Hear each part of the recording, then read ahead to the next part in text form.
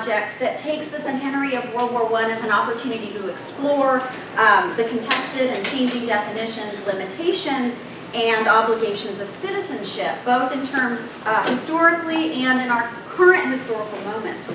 This series has evolved and will continue to involve a wide range of programming, lectures, panel discussions, town hall meetings, film screenings in Corvallis, in Portland, and possibly elsewhere, and multidisciplinary approaches and conversations.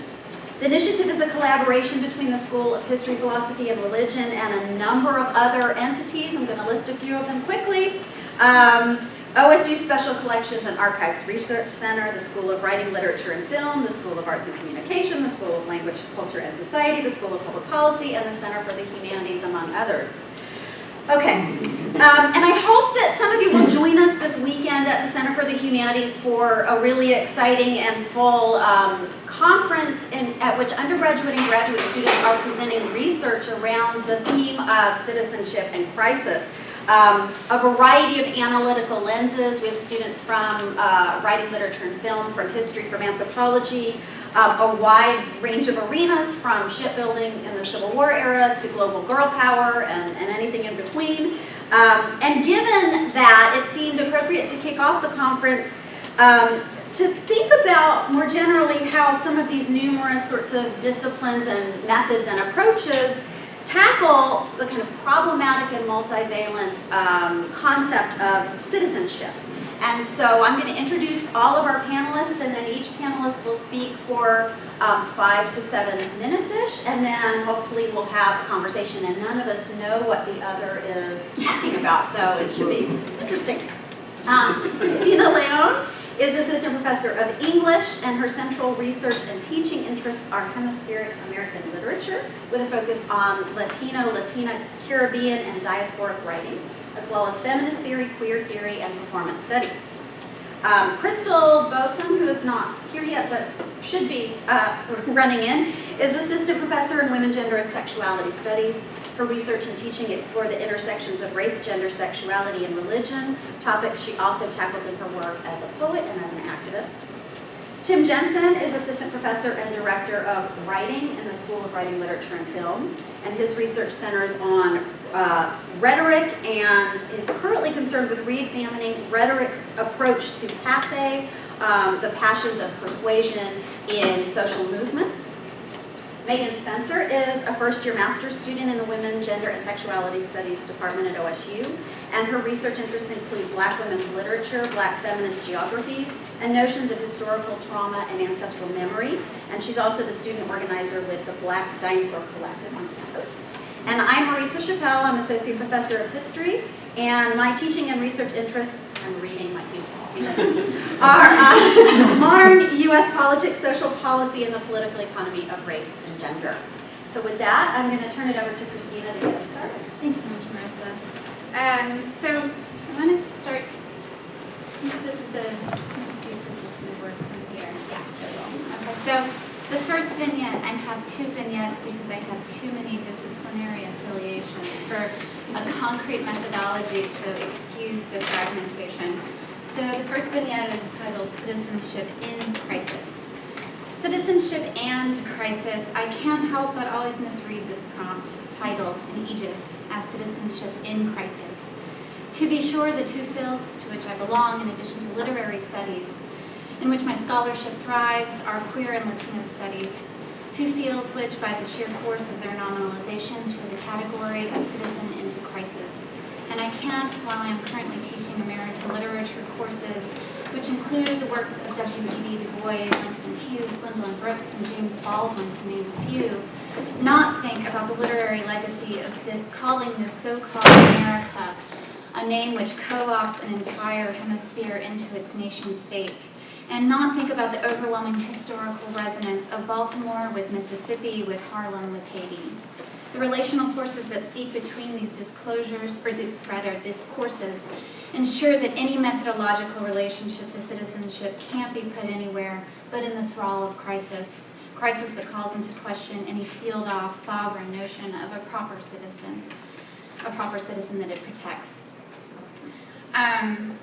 Anything else reinforces the colonial, the amnesiac, the neoliberal, management that homogenizes difference into a logic of sameness, a logic of analogy that steamrolls over nuanced difference and variant histories. Such discursive analogies erase ongoing movements of resistance, long movements that must be radically coalitional and nimble lest they be wrested from moments of true crisis. For instance, when queer politics,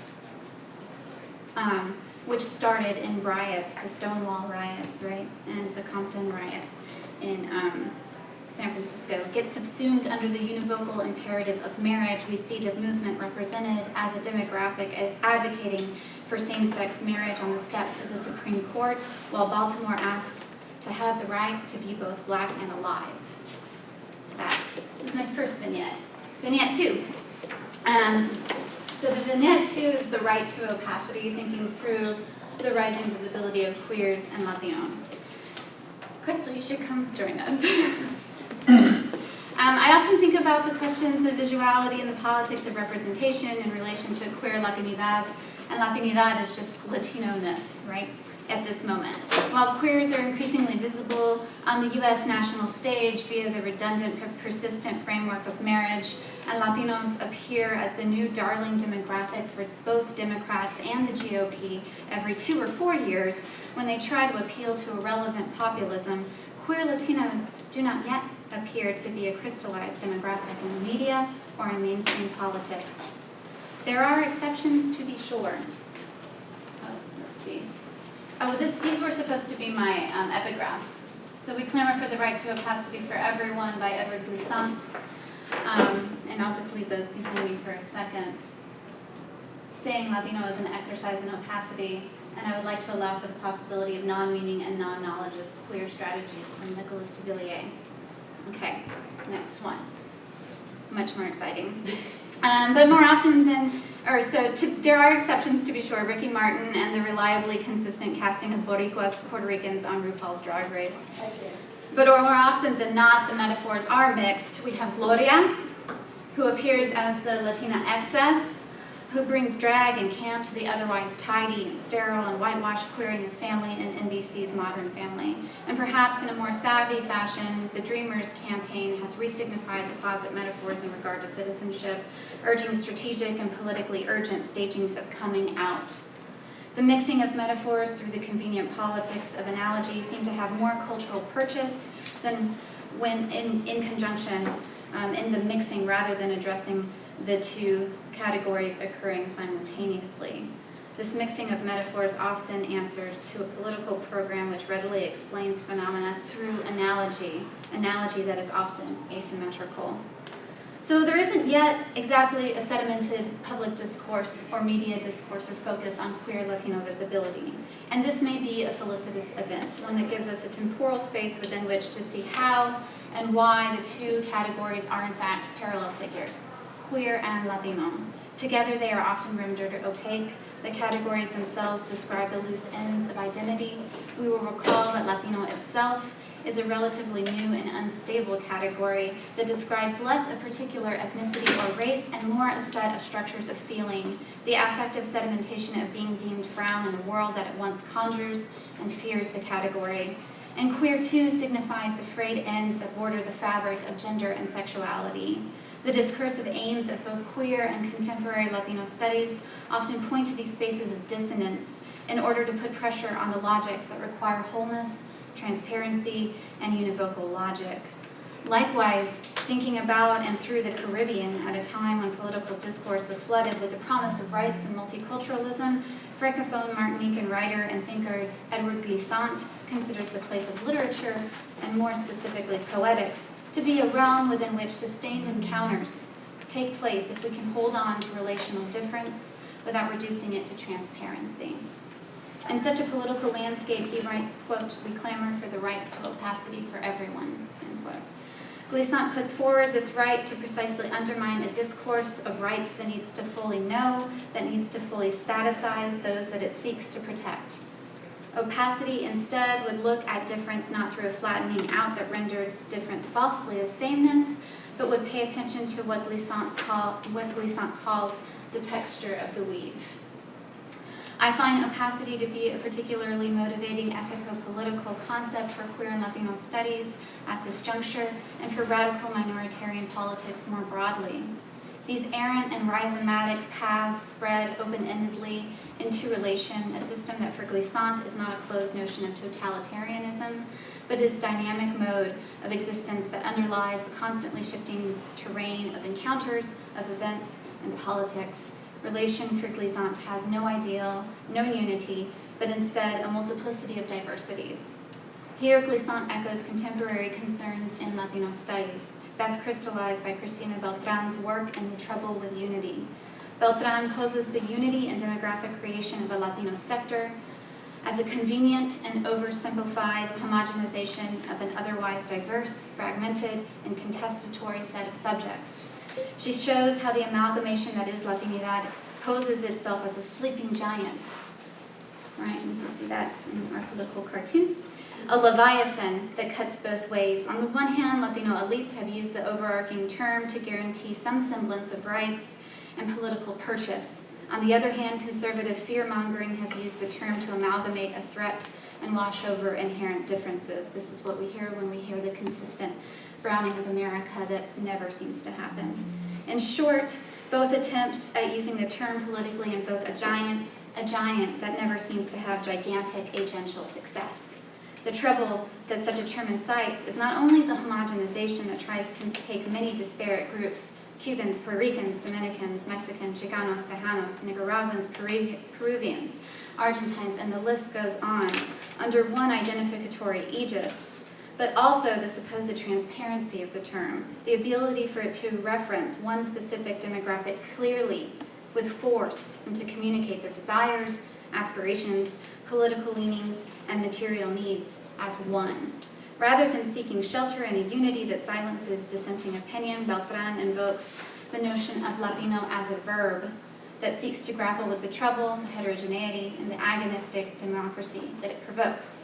In a similar spirit, I humbly offer opacity in relation to citizenship as one way to consider how a political attention to nuances of difference are deepened and made more robust through an ethical attention to difference that does not claim to know it wholly a priori. Such an expansive approach, I think, will offer us a mode of thinking difference that gives us at once a closer, more textured reading of difference, as well as a way to move beyond evidential claims and homogenizing demographics. Thinking through opacity and relationality recalls the etymological roots of the word queer, and here my word, nerd, comes out, which historically resonates with words like oblique, perverse, and athwart. As such, a queer reading of difference cannot mean reading through difference. The path must be across and trans, and with that, all the overlapping potential that such a prefix spurs up: trans, transnational, translocal, translational, transgender. Perhaps opacity, with its resistance to transparency and its insistence upon relationality, might enliven considerations of the crisis of citizenship, necessitating an encounter with the difference of movements and material needs without knowing ahead of time what that difference might make. Thanks.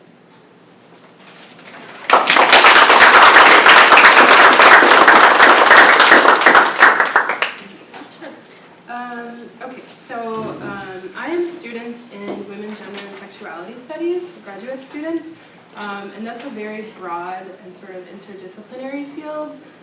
Folks use a lot of different methodologies and modes of analysis, but the crux for me is really using a feminist lens to understand the world.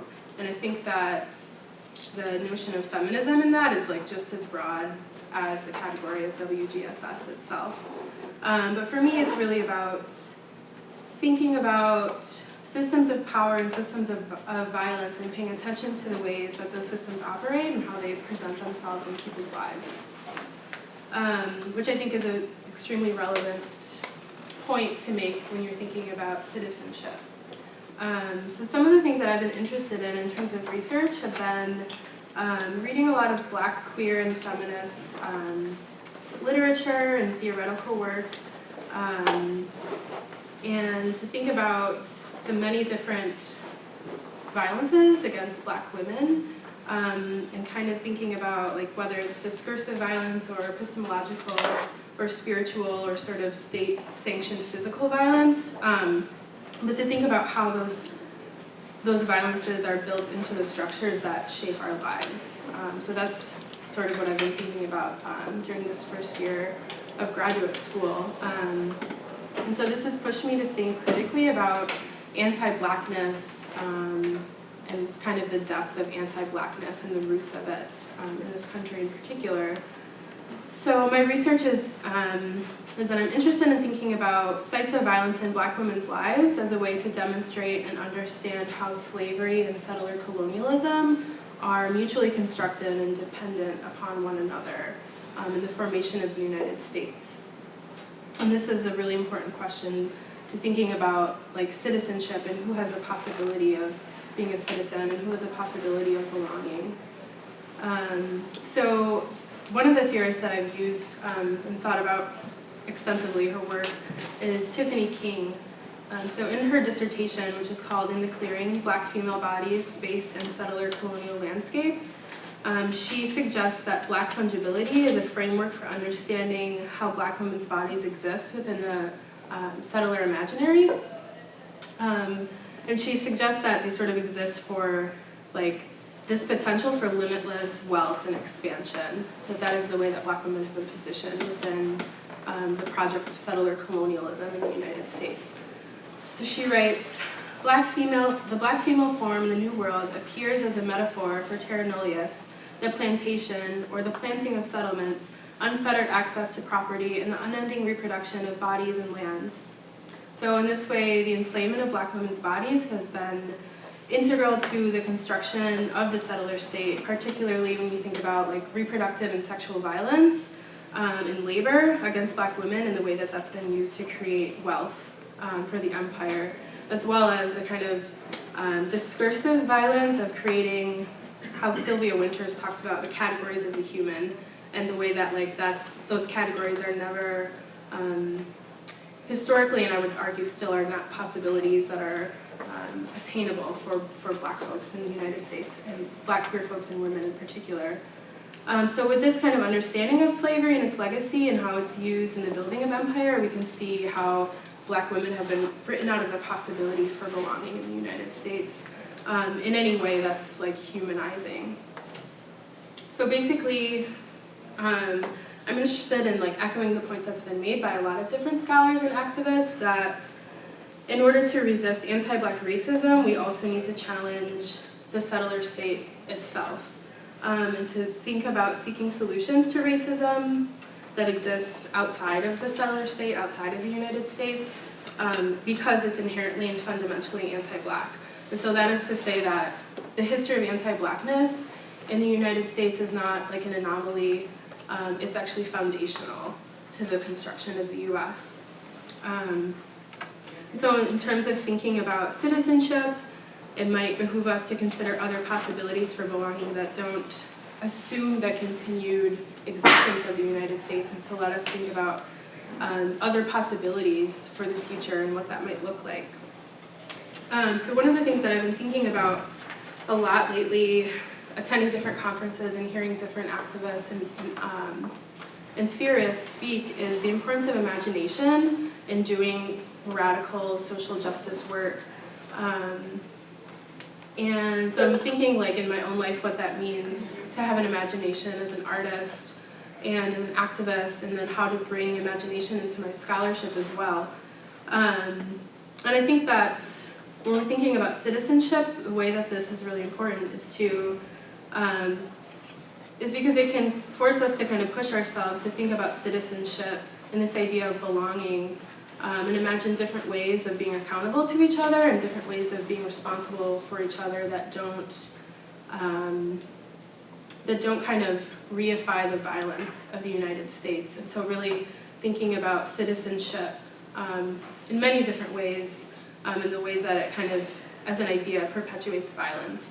So when we think about imagination, like thinking about what the future could look like, and what possibilities are there for belonging that don't reify systems of violence. So, thank you.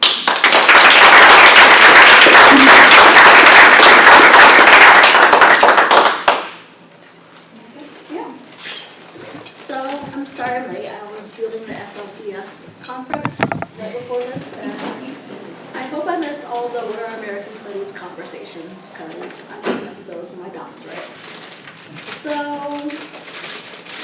when I think about citizenship and Black bodies specifically, I think of ghost stories. And I have a very conversational conference style, so I hope y'all talk along with me, not just nod and blankly stare. So how many of y'all know what Black Wall Street is? So 2 of you in the room. Black Wall Street was a city in Oklahoma that was a black city. Banks, its own airport, its own hospitals, its own city, its own landscapes, specifically made for and with black people. And as most black cities in the South, it was burned to the ground by terrorists, mainly like the nearby white citizens and the U.S. military in Oklahoma. The city was burned down, razed, the citizens in the city were killed, and Black Wall Street is like relegated to the memory of a few of us on the internet. There's multiple cities like this. There's Rosewood, if y'all remember that movie. There are countless of cities, like the ruins of cities scattered across the South where there are black-only cities were destroyed. When I think of black citizenship in America, I think of Eric Garner. I think of the black bodies murdered every 28 hours. I think of the black trans women who are murdered and they're not even relegated to a hashtag. I think of ghost stories because black people, black bodies in America are never citizens.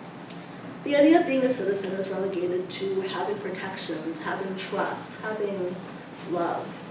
When we look at black bodies in America, we created the ghost, and I'm talking about we as a nation, we created their deaths. We created the theft of their bodies, the theft of language, of idea, of heart, of home. We are constantly killing black bodies and constantly making ghosts. And then, like any good ghost story, we're wondering, why are there ghosts here? Why is there this unrest?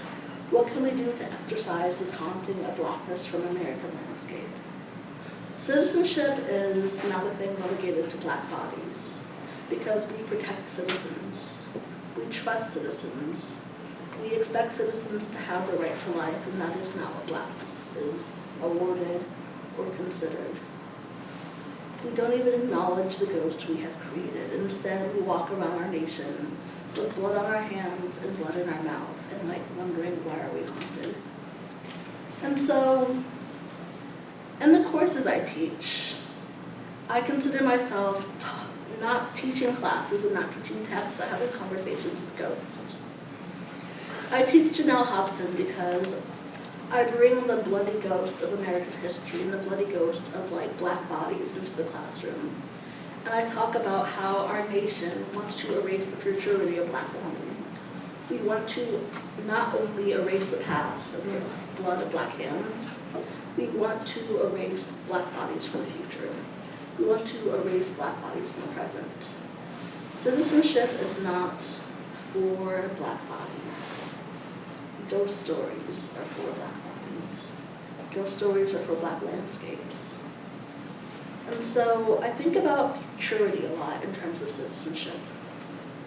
Not only in the terms of of time being a coil and time overlapping on itself, so this violence being active overlapping itself. But what does it mean for us to keep overlapping and to keep haunting ourselves with the death of black bodies? We need to reconceptualize a form of citizenship that actually acknowledges historic anti-blackness, acknowledges the ghosts we have made.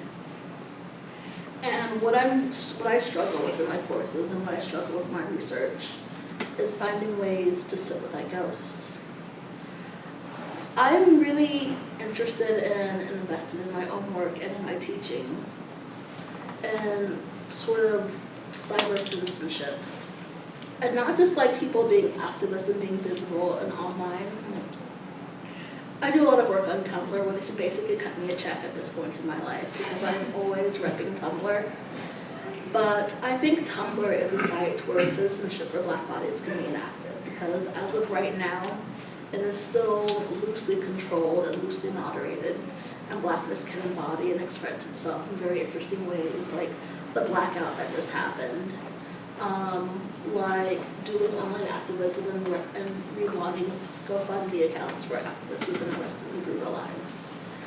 The cyberspace of Tumblr is like this landscape where it can be created very much like Black Wall Street was, very much like Rosewood was. A very small and very temporary self-contained system where blackness is not violent or erased. I'm also thinking of funding cyber citizenship in popular culture.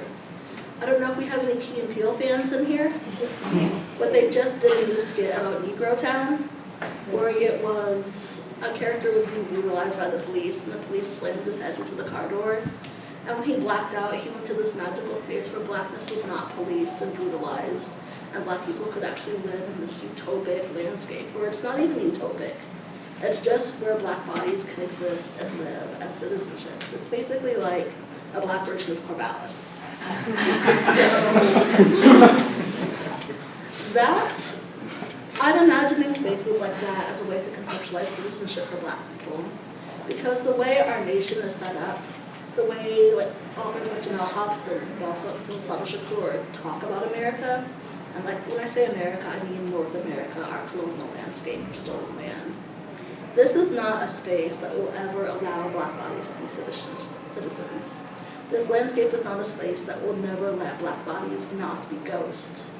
And so when I imagine a place where citizenship can be enacted, I see it being enacted in the cyber and also pop culture, where we can create and archive our own images.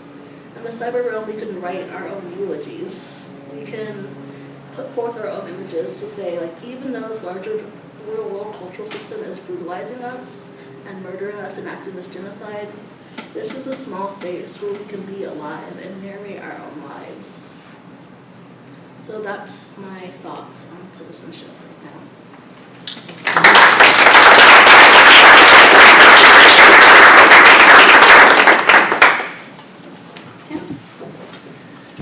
So the field that I'm coming from and that I was trained in is rhetoric, which is a kind of antiquated and clunky term for the arts of persuasion.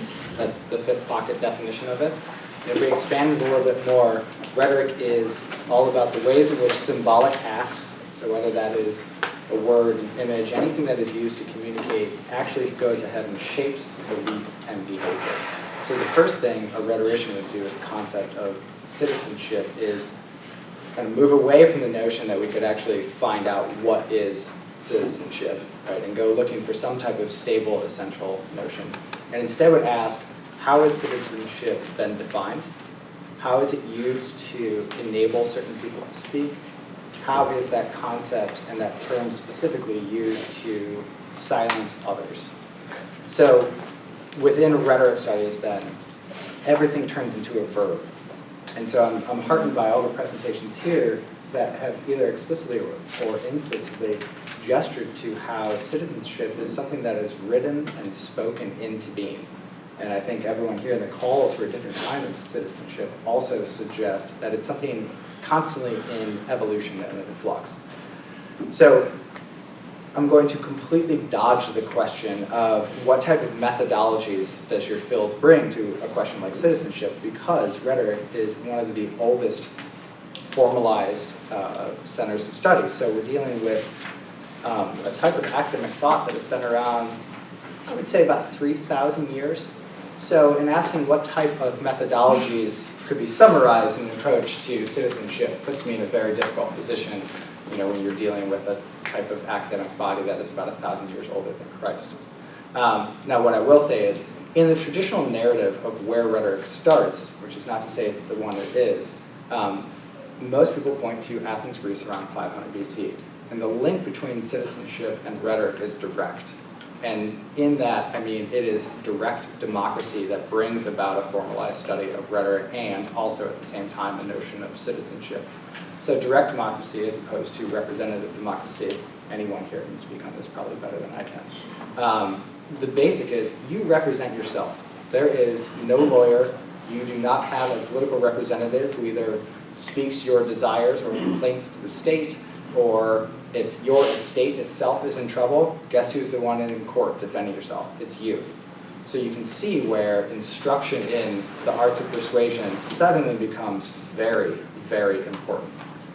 So this links us to today, where a type of rhetorical education and also an education in citizenship both invoke each other. That in order to be an engaged citizen, one has to be aware of the type of language you're using, and vice versa. In order to be an enlightened rhetorician, one has to be aware of your connection to and place within the state. I mean, citizenship is essentially something of belonging. So more contemporary rhetorical theory could potentially break things down very basically along two different lines. You could look at it diachronically, which is to suggest across time. So that means you could trace something back to see how the conception of citizenship gets evolved over time. You know, the kind of sketchy version of this would be just doing etymological tracing. So take citizenship related to civilization, take it down to civitas, which goes to civilis, which is related, which essentially means of or relating to the city. Right? Then you might take something like that and trace, well, what is city then? Well, city would be a density of people living on a land base that cannot support it. So city is different from a village or a tribe. So city is a density of people living on a landmass that requires routine importation of food and resources. So then we ask, well, how does being a citizen of or relating to a city and of relating to a state, which is essentially the building of constant cities, relate to all these other issues that we're interested in, whether from environmentalism to American studies and everything in between? The notion of citizenship permeates it, because you can't get away from it, because you are either enacting citizenship explicitly or implicitly. The other is to think about how the term civilization is used in its present moment. And this links back up with, once again, thinking of it as a rhetorically constructed category, something that is spoken and written into being. And I'm thinking here about, have you seen the posters that are around the MU about civility? Mm-hmm. Okay, so you go into the elevator and it says, please be civil, right? Lower the volume in your earbuds. Right, so, or acknowledge somebody else. So we have a type of citizen campaign in a way, a type of civility campaign, a way to suggest decorum, a way of enacting citizenship, of speaking citizenship. Then what happens when University of Oregon comes around? For 1 week, right next to it, they will sell shirts that say there is nothing civil about it. Right, so the reason I bring this up is, one, to suggest citizenship is always a contested category. It can grow and expand. It's elastic in the ways that we use it. And also, citizenship is multi-layered. So it does not immediately refer to the nation state, but is a little bit more elastic than that. So if you want to talk legalistically, a rhetorician would say, okay, well, how is it defined within these boundaries of the nation state? Legalistically, what are your rights and your resources? But also, they're invoking, you know, within the Civil War, you are a citizen also of Corvallis, you're a citizen of Oregon. So we can look at these different tiers. So I'll end there and simply say, when I think of citizenship, the first thought I go to is actually an ancient graffiti scroll back in the 5th century BC Athens, where because they had a lot more dirt than we do, they also didn't have spray paint at the time, their graffiti was often just kind of scrawled into either walls or streets. And apart from the usual, you can imagine anatomical drawings, that is our graffiti legacy. One of the most common graffiti remarks was, he who does not study rhetoric will be the victim of it. And so their notion of citizenry was absolutely linked up with your ability to both encode and decode persuasive communication. Thanks.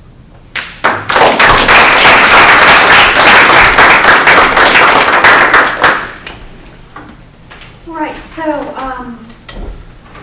thinking about citizenship from the historical perspective speaks to a lot of what's already been said in terms of citizenship as lacking any kind of stable, rooted definition. It's a vast topic, of course, that's sort of daunting to think about. There are so many different ways of thinking about citizenship, even if we think in a sort of nation-state model. So there are liberal ideas about individual rights, right? A citizen is somebody who has certain rights, a right to protection by the state. A sort of small R Republican notion of citizenship as engagement, an Athenian direct democracy idea, and then this idea of belonging, whether it's belonging in terms of a nation state or belonging in terms of a certain other sort of identity. So there are these various levels too, right? We have a nation state, we have racial or ethnic identity, we have a broader human rights perspective, right? Global citizenship, is there such a thing? So given my particular scholarly interests, I want to talk specifically about a sort of kind of historical scholarship that in the last generation has really been interested in US history in the state, so the government and the state, and the ways in which national citizenship in the United States has been fragmented in crucial ways by gender, by sexuality, and by race. So I want to present T.H. Marshall very briefly. So in the wake of World War II, as Great Britain was really bolstering its welfare state, creating the National Health Service, T.H. Marshall, who was a sociologist, offered a framework for thinking about citizenship, and he viewed this as evolutionary. And what Marshall said was, we have one level of citizenship that is civil citizenship, so civil rights. And that involves individual rights and the idea of equality before the law. And that's sort of the first stage. And then next we get political citizenship. We get the idea of universal suffrage in particular, right? And then on top of that, and those I think are probably familiar ways of thinking about national citizenship. On top of that, what Marshall said in the context of the creation of the British welfare state is what he called social citizenship. And the idea of social citizenship, as Marshall saw it, was that all members of a polity have what he called, and I'm quoting him, a right to share to the full in the heritage and live the life of a civilized being according to the standards prevailing in society. So what Marshall's saying here is that while free market advocates would have long argued, right, that this kind of social right, the right to certain kinds of social protections, the right to some kind of economic security, poses a danger to those other levels of citizenship, to political and civil citizenship. What Marshall argued was that, in fact, it was unmerited inequalities that caused a danger to civil and political rights, and that, in fact, social rights would be a way to obviate some of those inequalities caused by capitalism. So historians of the United States have really taken these ideas on and, of course, complicated Marshall's notion of an evolutionary progression. It's much more complicated than that if you look at the history. And these, of course, are inextricably connected in a variety of interesting ways. And I want to talk about the ways in which what we call the civil rights movement in the United States particularly illuminates these connections and the ways in which attention to social citizenship has really enriched our understanding of these social movements that are pursuing equality, racial equality, ethnic, gender, sexual identity, equality on all sorts of levels. So I want to point to a couple of moments, and I'm a historian, so I'm gonna, this is what we do. The New Deal of the 1930s, just quite briefly, right, a moment of monumental importance. The New Deal created what we think of as the American welfare state, and in that sense it institutionalized some element of social citizenship for Americans. When we think of entitlements, right, we have certain entitlements. Social Security is the one that we often think about.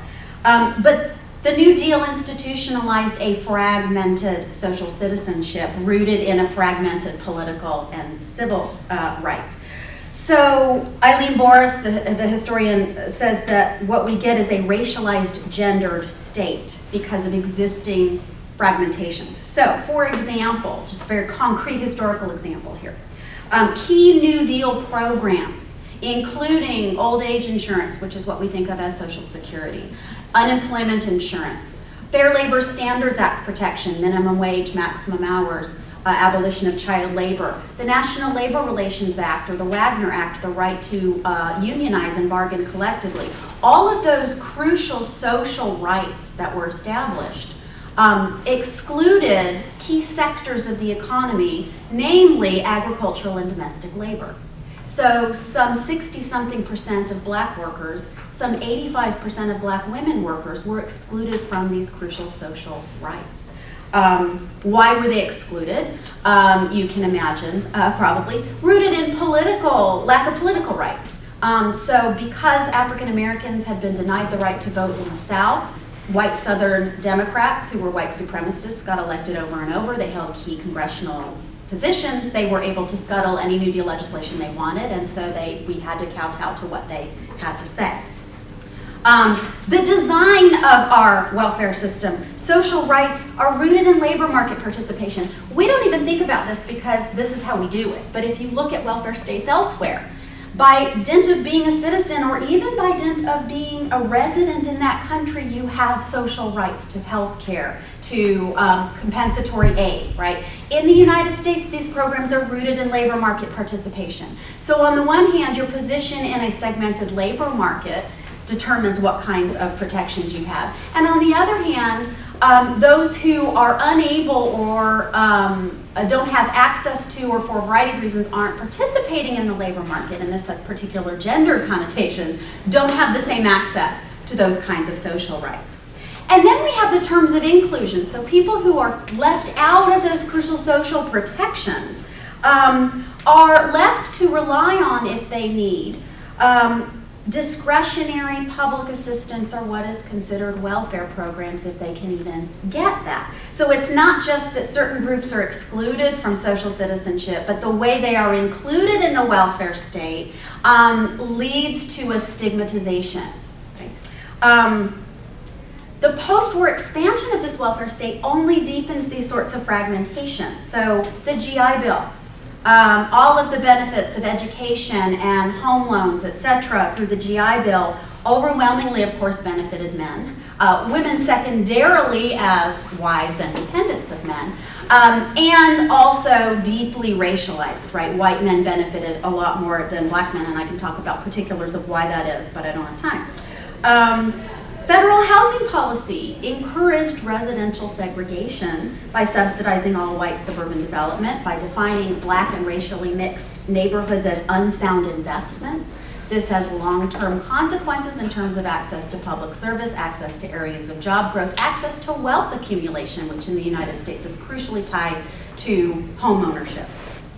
Ira Katznelson, the historian, talks about this era as an era when affirmative action was white, right? So many white Americans gained a whole host of new benefits, of new social rights that other groups are not accessing.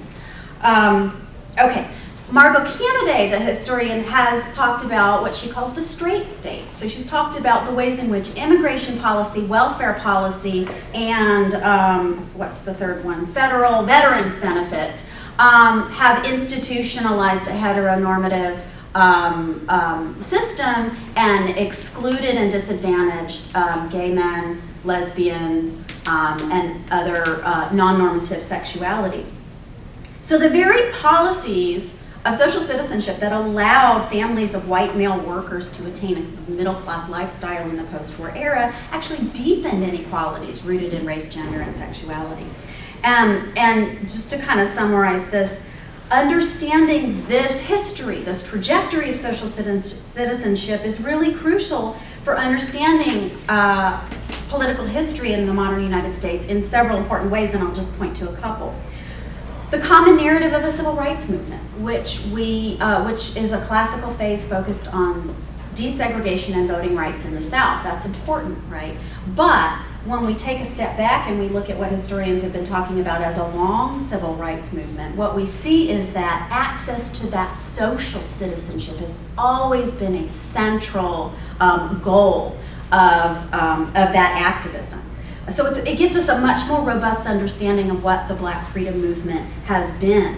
An effort to gain inclusion in the system of social rights, a kind of robust sense of citizenship. Feminist efforts to gain more equal rights, we think about getting rid of discrimination by gender. Well, yes, right, that's one element of it. But feminists worked to build social rights that were not rooted in a male breadwinner system and that accommodated caregiving, for example. Universal child care, family leave, these sorts of policies. The contemporary campaign for marriage rights, I would argue, is in many ways really rooted. It's not about necessarily just the symbolic right to marry. It's about the social rights that marriage brings.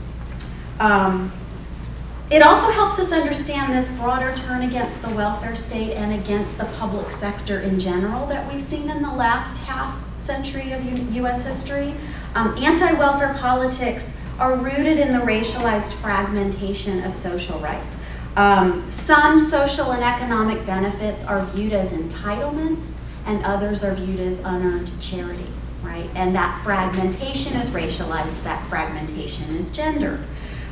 This in and of itself built fragmented political identities. And a great example of that is a kind of white suburban homeowner politics that expressed itself, sometimes quite sincerely, in a kind of colorblind idea of meritocracy. And that erased the kind of white privilege rooted that built those privileges. Also, desegregation was one of the central reasons that many white Americans withdrew from the public sector and withdrew their willingness to pay for public goods such as public schooling and public recreational facilities, etc. And then just finally, understanding this history of social citizenship really helps us understand how it is that we've seen a tremendous change in Americans' sort of purported attitudes about race and gender and sexuality, right? If you look at polls, Americans say, yes, I believe in equal opportunity, and yet, of course, we still see these incredible manifestations of racial inequality that, manifest themselves in all sorts of ways, violence, perhaps being the most visceral of those ways. These historical, institutional, state-based roots of inequality that have consequences for perceptions about social provision and self-interest help us understand why these inequities continue to persist. So that's all I have.